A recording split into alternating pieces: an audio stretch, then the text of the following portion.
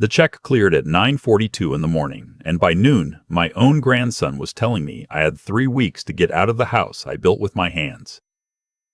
I'm getting ahead of myself. Let me back up, because if I just tell you the ending, you'll think I'm a bitter old man making things up. I'm not bitter. Not anymore. But I was for a while there, and I'm not going to pretend otherwise. My name is Walter Henning. Everybody who's known me longer than a handshake calls me Walt. I'm 68 years old, and I've lived in Cedar Falls, Iowa, my whole life, except for the 4 years I spent in the Navy, which I'll tell you about later because it matters more than you'd guess. I owned a heating and cooling business for 31 years. Henning Climate Control. We did furnaces, AC units, ductwork, the whole thing. Started it out of the back of a truck in 1987 with $1,100 and a wife who believed in me more than I believed in myself. Her name was Diane. She passed 3 years ago this past October. Pancreatic. 11 weeks from the diagnosis to the funeral, and I have never in my life felt so useless as I did watching that happen and not being able to fix one single thing about it. I can fix anything. Ask anybody in this town. A man brings me a 30-year-old furnace held together with prayer and duct tape, and I'll have it humming by supper time. But I couldn't fix my wife, and something in me went quiet after she was gone and never quite came back the way it was. After Diane died, I sold the business. A young fella named Marcus, who'd worked for me 8 years, bought it, kept the name, kept the crew, and to this day sends me a Christmas card with a photo of his kids. I cleared a little over $600,000 on the sale after the lawyers and the IRS took their cuts. The house was paid off. I had Social Security, a modest pension I'd set up for myself, and that nest egg. I wasn't rich the way people in the movies are rich. But for Cedar Falls, for a man who started with $1,100, I'd done all right. I'd done better than all right. Here's the part that turns my stomach to tell. I have one daughter, Rebecca. She's 41. Smart as a whip, always was. She got out of Iowa the second she turned 18. Went to school in Chicago. Married a man named Greg who sells commercial real estate and has never once in 15 years called me by my first name. He calls me sir in a way that makes it sound like an insult. They had one son, my grandson Tyler, who is 19 now, and the only good thing I figured had come out of that whole arrangement. When Diane got sick, Rebecca came home. Stayed 3 weeks, helped with the hospice, cried at the funeral, and went back to Chicago. That's fine. People have lives. I didn't hold it against her. But in the months after, when I was rattling around that empty house talking to the walls, Rebecca started calling more. Twice a week. Then every other day. And I'm ashamed to say how good it felt. I'd been so lonely I'd started leaving the TV on all night just to hear voices. So when my daughter started calling, started saying, "Dad, you shouldn't be alone out there," I drank it up like a man dying of thirst. It was Greg who first floated the idea. The Rebecca was the one who said it out loud. Why didn't I let them move in? The Chicago market was brutal, they said. Greg's commissions had dried up. Tyler was about to start at the community college nearby. Why pay for a dorm when Grandpa's got that big 4-bedroom sitting half empty? They'd help with the upkeep. They'd cook. I wouldn't be alone anymore. We'd be a family again. A family again. God, I wanted that so bad I didn't ask a single question I should have asked. They moved in the following spring. Rebecca, Greg, Tyler, and 2 cars worth of furniture that didn't fit anywhere, so it ended up in my garage on top of Diane's gardening things, which I'd never been able to bring myself to throw out. I remember standing in that garage watching Greg shove a box marked Diane Kitchen into the corner to make room for his golf clubs, and feeling something cold move through me. But I told myself I was being sentimental. An old man, clutching at the past. I let it go. The first few months were good. I want to be honest about that. There were dinners around the table. Tyler showed me how to text properly with both thumbs. Rebecca cleaned out the refrigerator and bought groceries I actually liked. For a little while there, I thought maybe I'd gotten my life back. Maybe Diane would have been glad. Then the changes started. So slow I almost didn't notice. First, it was the thermostat. I keep my house at 68 in the winter, always have, partly because I spent 30 years telling other people how to save on their heating bills, and I'm not a hypocrite. One day I came in from the hardware store, and it was set to 74. I turned it back. Next day, 74 again. Greg said Tyler got cold studying. I said nothing. It's a thermostat. What kind of man fights over a thermostat? Then, it was my chair. I have a recliner, brown leather, cracked at the armrest where my elbows worn it down over 20 years. It's by the front window where I can see the street. One evening I came in and Greg was in it, feet up, watching some loud thing on the TV at a volume that rattled the windows. He didn't get up, didn't even look over, just said, "Hey Walt, you mind grabbing me a beer since you're up?" I got him the beer. I'm not proud of that either, but I'd spent my whole life avoiding conflict in my own home. Because my own father was a screamer. And I swore I'd never be that. And somewhere along the way I let "I won't be a screamer" turn into "I won't say anything at all." The money conversation started around the 6-month mark, casual at first. Rebecca, doing dishes, asking how the investments from the sale were doing. Greg, over dinner, mentioning a can't-miss development deal in Des Moines that just needed a little capital to get in on the ground floor. I deflected. I'd worked too long and lost too much to gamble it on Greg's instincts, which as far as I could tell had produced exactly one thing in 15 years, and that was debt. I found out about the debt by accident. A collection notice came to my address, addressed to Greg, and I'm an old-school man so I don't open other people's mail, but the envelope was already torn and the paper was sticking out, and my eye caught a number with 5 digits in it before the decimal. I put it back. I didn't say anything, but I started paying attention after that, the way I'd pay attention to a furnace that's making a sound it shouldn't. What I noticed was this. My daughter, who I thought had come home out of love, talked to me differently when she wanted something than she did the rest of the time. There was a sweetness that switched on like a faucet. And my son-in-law had stopped pretending entirely. He'd started referring to the house as ours, as in, we're thinking of redoing the kitchen in ours. It wasn't theirs. It was never theirs, but he said it so easily, so often, that I think he'd started to believe it. The thing that broke it open was Tyler's car. My grandson came to me, just the two of us, the way he used to when he was little and wanted help building something. He was nervous, kept looking at the floor. And he told me his dad had taken out a loan in Tyler's name, used Tyler's social security number, signed Tyler's name for $38,000 on a truck that Greg was driving. Tyler had found out because a credit card application he put in for got denied, and he pulled his report, and there it was. His own father had stolen his name before he was old enough to drink. I've never been so angry in my life as I was sitting there watching that 19-year-old boy try not to cry, telling me what his father had done to him. And in that moment, something clicked over in me that had been stuck for 3 years. The quiet thing went away. The thing that came back was the man who built a company from a truck. The man Diane married. I didn't yell. I want you to understand that, because the part of this that people don't believe is that I never raised my voice once through any of what came after. I learned a long time ago that the loudest man in the room is usually the weakest. The dangerous man is the quiet one who's already decided what he's going to do. I told Tyler I'd handle it. I told him not to say a word to his parents. And then I did 3 things over the next 2 weeks that I'd thought about carefully. The way you think about a repair before you touch a single wire. First, I called a lawyer. Not the one who'd handled the sale of the business. A new one, in Waterloo.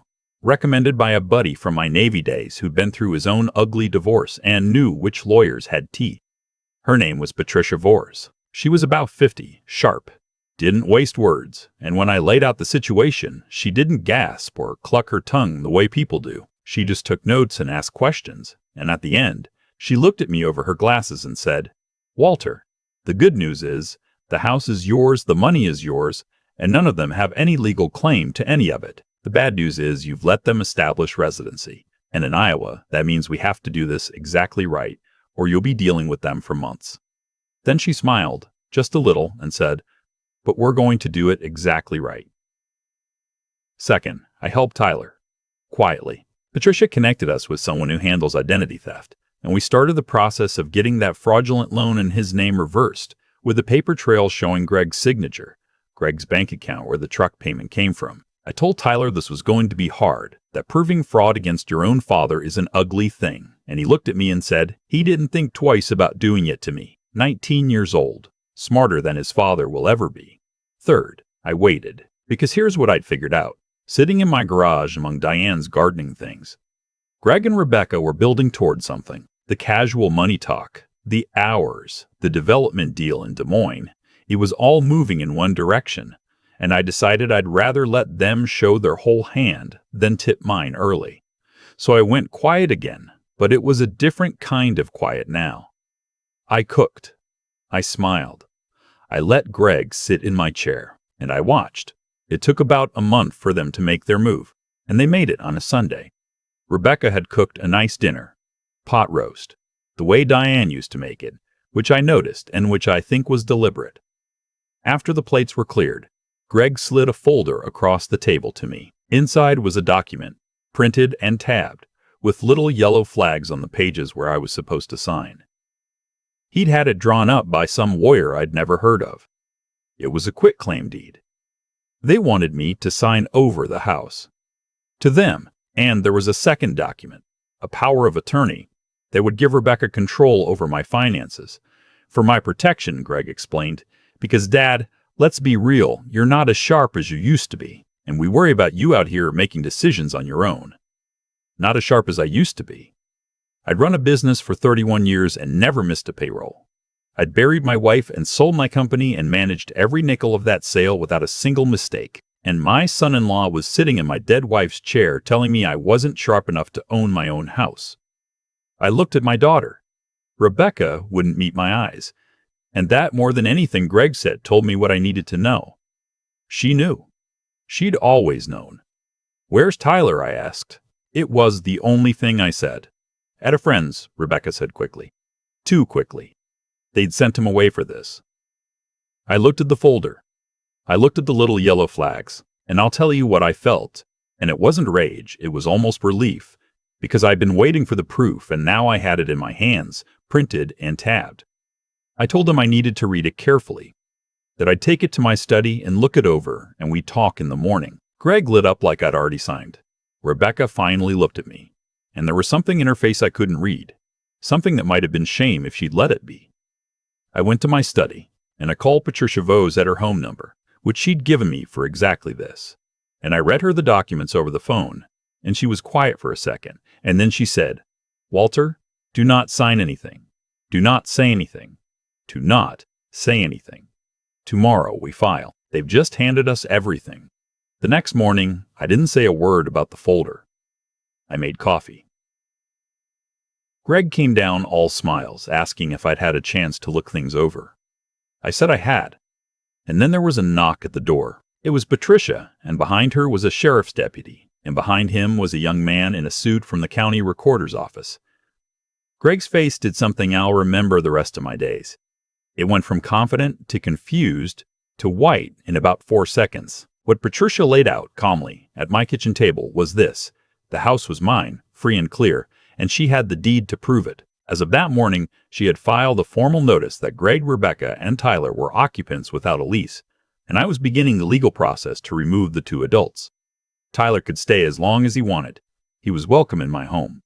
His parents had 30 days, and then she set down a second folder, and this one made Greg sit down hard in his chair.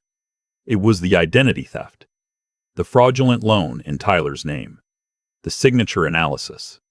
The bank records showing the truck payments came from Greg's account. A formal complaint had been filed with the county attorney's office that morning, and the deputy was here to inform Greg that he'd be receiving a summons.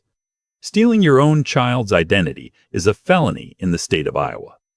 I hadn't known that when I started. I knew it now. Rebecca started crying. Not the faucet kind, the real kind, the kind I hadn't seen from her since Diane's funeral. She kept saying my name. Dad, Dad, and reaching for me. And I'll be honest with you, every cell in my body wanted to forgive her right there. Wanted to make it all stop, because she's my little girl and I'm her father. And that wiring doesn't ever fully shut off, no matter what they do. But I thought about Tyler, sitting in my garage telling me what his father had done. I thought about Diane's box shoved in the corner. I thought about my own father, the screamer, and how I'd spent my whole life so afraid of becoming him that I'd become something almost worse, a man who let people walk over him and called it being nice. So I didn't reach back. "I loved having you home," I told my daughter, and I meant it, every word. "I loved it so much I let you take everything except the one thing I won't give up, which is the right to know who I am. I'm not confused, I'm not weak, and I'm not signing anything." I looked at Greg. You stole from your own son. You're going to answer for that, and I'm going to make sure Tyler doesn't pay for it for the rest of his life. Then back to Rebecca. You can come back into my life anytime you want. Without him. As my daughter. Not as somebody managing me. That door's open, but the deed and the checkbook stay with me. They were out in 22 days. Greg took a plea on the fraud, which kept him out of prison, but put a felony on his record and a restitution order on his back that he'll be paying off well into his 60s. Last I heard, he and Rebecca were in an apartment in Davenport and not doing well, which gives me no joy. None at all. Whatever you might think. Tyler's still with me. He finished his associate's degree, and I'm helping him with the 4-year now.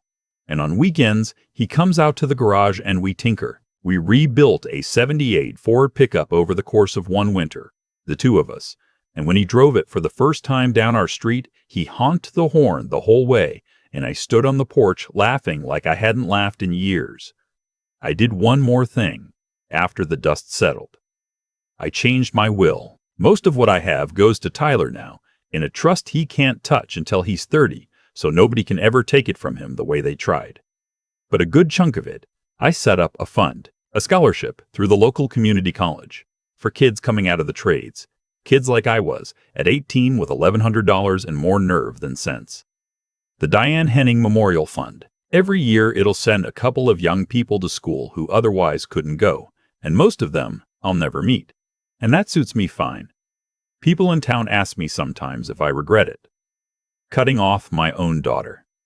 And I tell them the truth, which is that I didn't cut off my daughter. I cut off the version of her that thought I was a thing to be managed and emptied out and discarded. The real Rebecca, the little girl who used to hand me wrenches in this same garage, she's welcome any time. I keep hoping she'll find her way back to being that person. The door's open. It's been open the whole time. But I'll tell you what I learned sitting alone in that house after they were gone, in my own chair, by my own window, at 68 degrees. The kindest thing you can do for someone is sometimes to stop being the floor they walk on, and the bravest thing a man can do, the very bravest, is to finally believe he's worth more than what the people he loves are willing to leave him. I'm worth more than that. I always was. It just took me 3 years and one terrible Sunday dinner to remember it. The thing nobody tells you about getting old is how quiet a house gets when the people you love decide you're a problem to be solved instead of a man to be loved. I sat in that quiet for 3 years before I figured out it wasn't loneliness that was killing me. It was the way I'd taught everyone around me without meaning to, that I would always say yes, that I would always grab the beer, turn up the thermostat, sign the paper. Greg didn't steal Tyler's name in a single night. He did it because every small thing he took before that, I let him take. That's the part I have to own. The roof leaks long before the ceiling falls. I've thought a lot about what saved me, and it wasn't the lawyer and it wasn't the law, not really. Those were tools. What saved me was the moment I sat in my garage looking at a box with Diane's name on it shoved in a corner to make room for golf clubs, and I finally let myself feel angry instead of telling myself I was being sentimental. Anger isn't a sin. Anger is information. It was my own gut telling me a line had been crossed, and I'd spent years calling it indigestion. If I could put one thing in a young person's hands, it would be this. Be the kind of person who does right, even when no one is filing a complaint, because Tyler chose to do the hard, ugly thing and report his own father. And that's the difference between him and the man who raised him. Use your head before your heart writes a check it can't cover. I let a daughter's phone calls turn off the part of my brain that had run a business for 31 years, and I paid for it. And when you finally know what's right, have the spine to stand on it even when every cell in your body wants to reach back and make the crying stop. I almost reached for Rebecca that morning. I am proud to this day that I kept my hands in my lap. People in town think I won something. I didn't. There's no winning when your own daughter ends up in an apartment in Davenport and won't return your calls. What I got back wasn't a victory. It was just myself, my chair, my window, 68 degrees, a grandson who honks a horn down the street in a truck we built with our own 4 hands. The door's still open for Rebecca. It always will be. But I learned, too late to be easy, and just in time to be worth it, that loving someone never meant becoming the floor they wipe their feet on. A man can be gentle his whole life and still, one cold Sunday, decide he is worth more than what the people he loves are willing to leave him. I decided that. And I decided again.